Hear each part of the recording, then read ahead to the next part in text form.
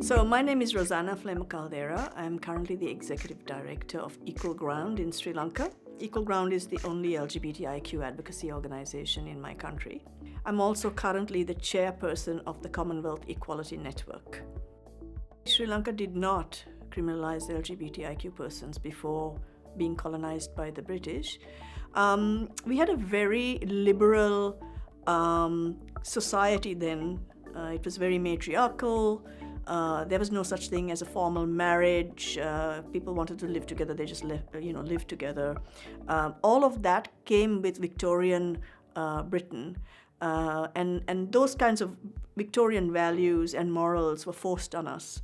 And, after 134 years or 135 years, it kind of takes on its own life, yeah? And now people in the Commonwealth are saying that homosexuality is a Western import and the laws are not, when in fact it's the other way around. We have a government that is a little bit more open to discussing LGBTIQ issues, whereas other governments in the past have not been. So we have a unique situation in Sri Lanka where we can actually go and discuss these issues with the government. We can criticize the government. We can demand our rights.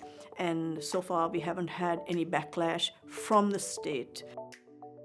There is very much of a pushback by the joint opposition on these issues because they're made up of very conservative right-wing parties.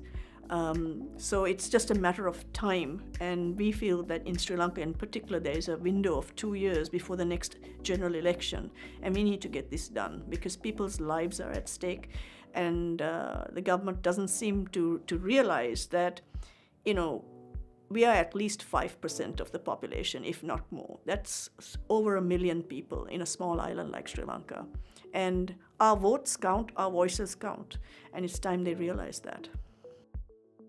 With Equal Ground, to start with, we decided that it was very important to try and educate and sensitize our own community, because years and years of being told that you're abnormal, that you are, a perverted, and all these other juicy things that people come up with, it really plays on the psyche. And, there's a lot of issues, mental health issues, and so on and so forth.